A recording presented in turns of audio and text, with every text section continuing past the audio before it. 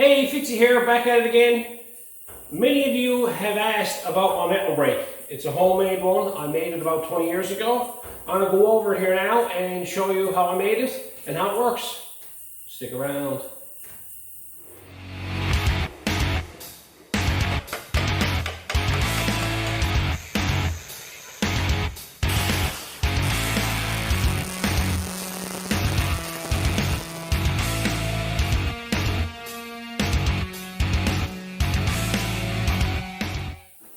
Okay, so here's what I got made up here. I built this about 20 years ago. I made it out of what I had kicking around. I bought a couple of simple pieces and I scrounged up the rest of it. The base of it, all it is an old Jeep bumper that's cut in half. There's one half, and there's the other half. And I got it mounted on 4 blocks. I did have it on caster wheels, but I found it rolled around too much. So I has it laid on these blocks, and it was only the day that I moved it out that I decided to bolt it down to it, so it's a lot more sturdier there now. Anyways, just 2 uprights, just a piece of angle iron, nothing fancy. And it's joined and with an A-frame going through it, and all that is old pipe. You've seen me with lots of that here. I have it over here in the corner. This stuff here. It's an old lighting system. I picked up a truckload of it many years ago, and I still got it kicking around, using it bit by bit. So, you know, it's made out of simple stuff like that. I'm always scrounging up pieces here and there, right? All I did is I went out and I bought 10 feet of 3 by 1/2 inch thick plate, flat bar. That's all it is. It's a piece of flat bar. The rest of it was pieces of angle iron that I picked up here and there and scrounged here, flat bar and pieces and rods and threaded rod, and I had to buy a few bolts. But that was basically the extent of the investment in this, was these 2 pieces of flat bar. Now, all I had done is I took a bolt and drilled a hole in another piece of angle iron here and ran that through the middle of it and welded that right on the corner edge of it. I'll show you more detail when I take it apart. And that just swings on the bolt. Simple as that. Now, this is 20 years now using this, and I use this every other week for sure, at least once a week for sure. That's that there. So to keep this from moving around, I welded a piece of angle iron on the back side of it. As you can see, it's just a piece of angle iron welded to it. This is the handle. I just added this the other day. I put, well, about a few months ago, because the old handles started to break off. So, and on the back side, all I did is I took flat round rod, as you can see here, going up along there, and bent it around a piece of that pipe. Inside here, this is a bit of threaded rod with 2 bolts on it that are adjustable. And this goes up inside this here so far, so I can push this up. By pushing up on this here, I'm putting a strain on this side here to keep the front from flexing. And that's only welded onto it, see? Just welded onto it right there. Nothing fancy. And it's welded on the back side of the flat bar, going along, right? That keeps this here from flexing, right? Because you want to keep this edge as straight as you possibly can. And over a 5-foot span, when you're starting to bend metal, it'll actually bend. It'll actually flex here in the middle, and it'll flex here in the middle and push up, much the same as what I got on the top. Now, the top is laid on its edge. The same piece is laid down flat, and there's a piece of angle iron like this underneath it running along. I'll show you in a minute. I'll take it apart. And then this is laid on top of it and welded to it, welded to the flat bar. On the inside here, and the outside here. That's to give that strength there. Now, all I did is I cut this on a 45 roughly with an angle grinder. It was nothing fancy. You can see it there, going along it. And then I cleaned it up with my big electric grinder with a 24 grit grinding disc, and just went back and forth over till it looked presentable looking. So I don't do nothing like crazy machinist type of precisions, because when it comes down to it, when the job is done, you're not going to see a millimeter in a lot of the work that I do. Again, I went and put the brace on the top. Same process. You can see it better here. It's just a piece of pipe, threaded rod going up to it, and you can adjust this nut. That's supposed to be locked, but anyway, you can adjust this nut, move it up, and that locks it in place. For this here, to slide this up to put strain on this. Over the years, I've had to add tension to this because this started to push upwards, but it's still holding its own on that. Now, how you open and close it, all it is this bolting mechanism, okay? This is a bolt. This is a drilled out bolt with no threads on it, and it goes down through. I'm going to take this apart now and show you how it all goes together.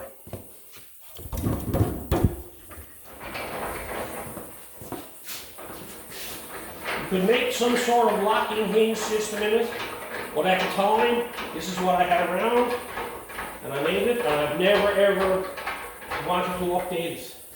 There's another reason why I like it this way, and I'll show you.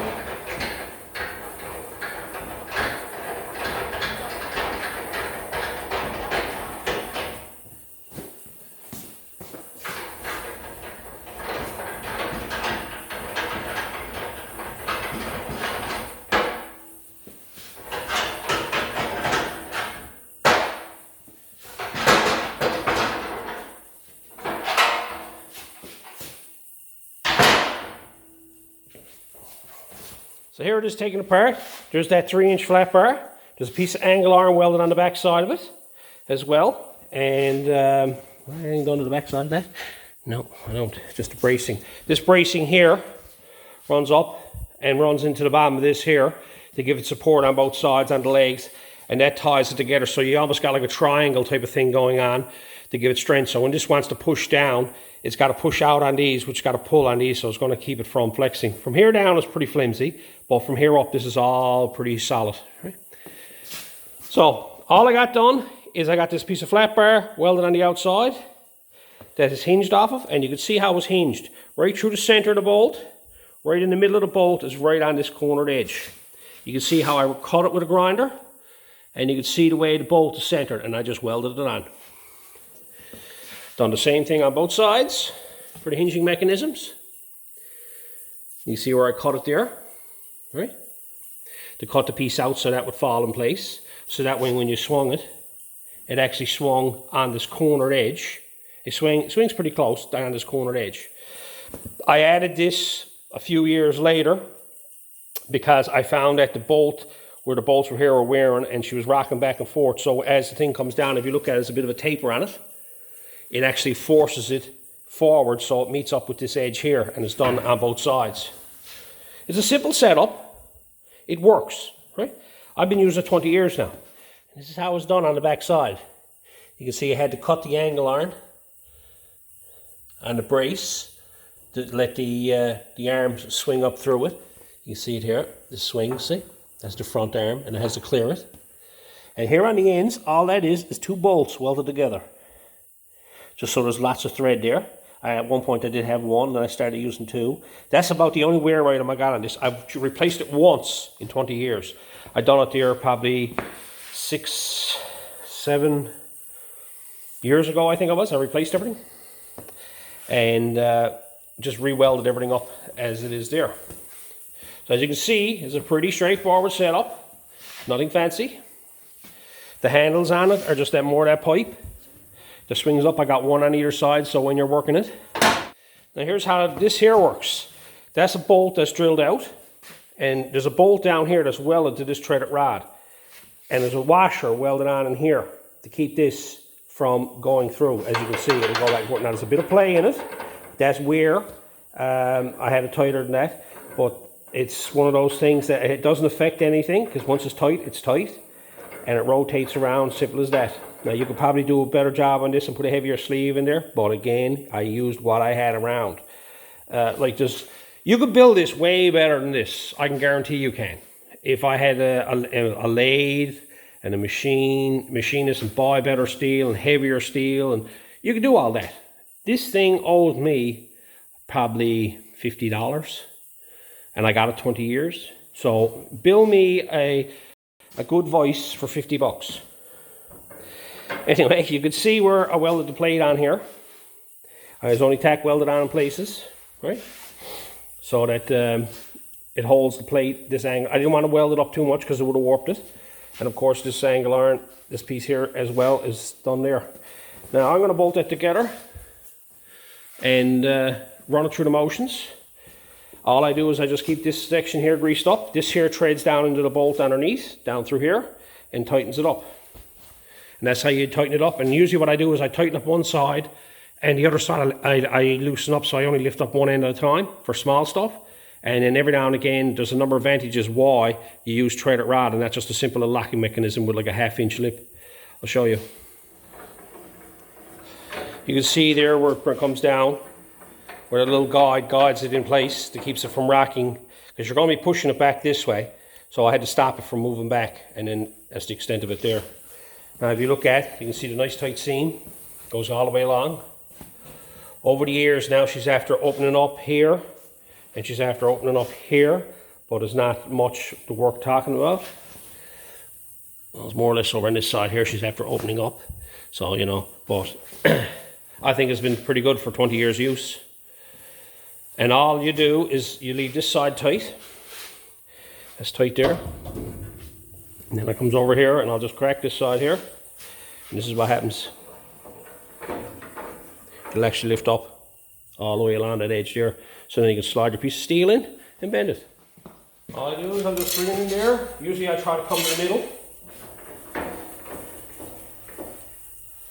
Sometimes it might be easier to go to the end.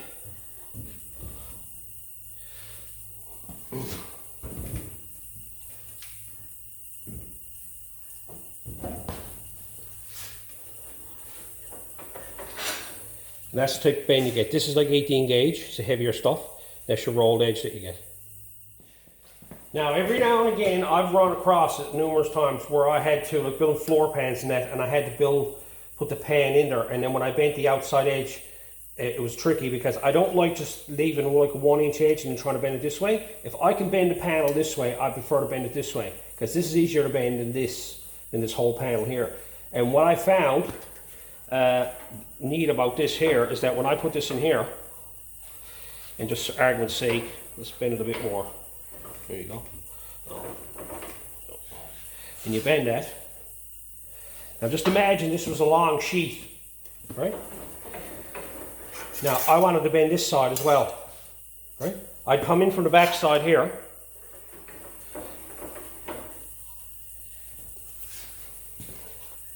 and I'd bend it, and then all I do is I just loosen this right up.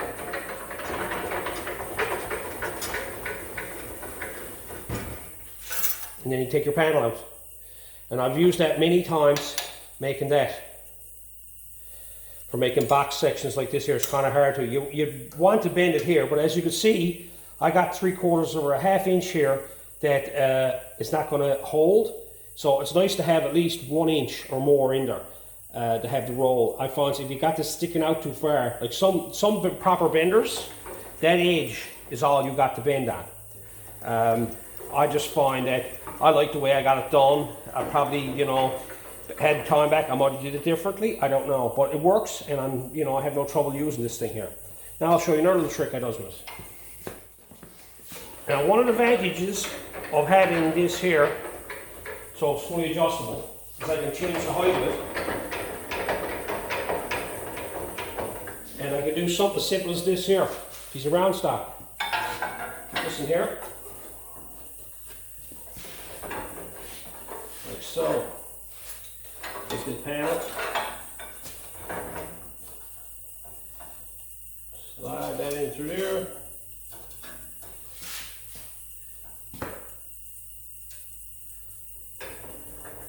I've done this on floor pans, so I didn't have like a squared off edge on the floor pans, just so it would look presentable.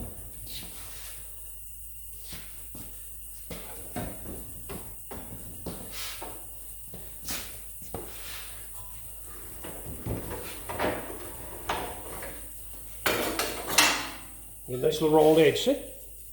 Using the pipe, and you put different diameter pipes in there. You can put up to almost like a 2-inch piece of pipe in there and bend a nice round radius. So if you want like a battery tray or something like that, and you want to make the outside edges rolled, this is all you had to do. Now when I build floor pans, much similar as a box and pan brake, people say, well, you can't do nothing like that on this here, but because I got this on this angle, I cut this on this angle, I done that for a particular reason. All I did when I make floor pans is say this would be my floor pan here, okay? A big large piece. I want to put an outer lip on it and a back lip on it so I can drop it in place and put my spot welds along here.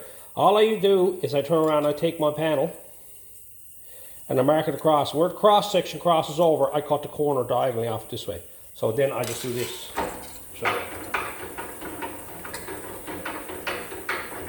You're not going to get the full bend, but you'll get a large portion of that other bend because we've got to cut it on an angle.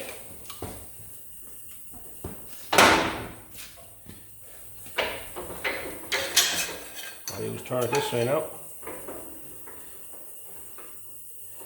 Now you can see where that's cut on an angle. I can go to that point on the bend. It's not a full 90, but you can get it. And there you got thing. All I'll do is I'll tap that up with a dolly on the back side of it and make the piece fit into it. So that's how you do like almost like a box section. If you want to build again a battery tray or something like that, and then you leave these sections, you'll probably weld them in after the fact if you want to. But most times I do this in a floor pan. I'll drop it down into it. It's a nice finished cornered edge. It's not a squared up edge because they never look nice anyway. And what you got, and I put spot welds along here and spot welds along here, and I got a nice little edge corner. Now every now and again you'll come across floor pan sections, large sections of floor pans. For argument's sake, you got to do it one pan, then you got to do another pan, and both of them got to overlap, or you want to butt weld. I'm trying to figure out how am I going to get them to fit together and how am I going to give strength to them there. So just for argument's sake, say that was the floor pan, this was the floor pan, and I was putting two of them together like that. What I would do in the case of this here is all I do is, first of all, I already bent this one up, I showed you earlier. I bent that up that way, and I put that in that way, and I bent it up. Now all I'm going to do is turn it over, put it back in there again, clamp it back down. I'm going to tap that in more than that. That's it. Put it down the other side home. How can I get anything done like that? Take this off.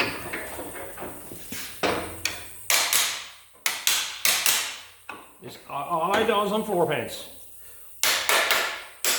I'm after building a number of race cars, pro street cars, and put complete floor pans in them. Having flimsy floor pans is one thing. But now as you can see, I got to put it back in the vise upside down. I just bend it up to flat again. Now what I got done, I got a crease put in it, going through it that way. If you look at it this way, there's a little raise on it. Usually what I'll do is I'll dolly that flat.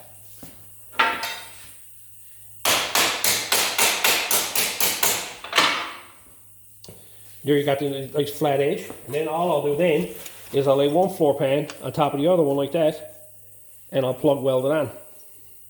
Now you got strength this way on the floor pan because of that little tiny crease going along there.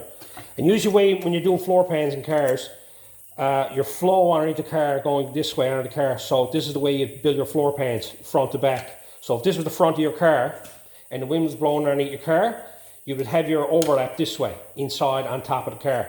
Don't do your overlap this way, because then you'll have build up of moisture and rain or whatnot in here, and then you'll end up getting rust and everything in here. But if you ever look at a production car, the floor pans are designed this way. Now as you notice, I'm putting like 1 inch, 3/4 inch bends on everything. That's the smallest I'd want to do. Sometimes I've clamped in here and just used the vise, the brake, as a spot to clamp it in, so I can actually hammer like a short one down, like probably a 1/4 inch roll or something like that on a piece of metal. I'll use that just for the clamping, and then I'll hammer it down to get the shape, or hammer it up one or the other just to get the shape. You're not going to be able to bend like this heavy gauge steel. You're not going to bend that on such a small bend in this bender, right? But as you've seen me, I got that length of I-beam there underneath the bench. I've used that many times with a piece of angle iron. Like, I make do with what I have around here. I have no real interest in upgrading. I don't know why. A big 8-foot brake, I'd love to have one. I'd love to have a box and pan brake. But it's just one of those things. It's just like, I'm getting by with what I have. You know, I've built, I'd say, 20 or 30 cars on this brake. I know for a fact there's 10 Pro Street cars been built on this brake.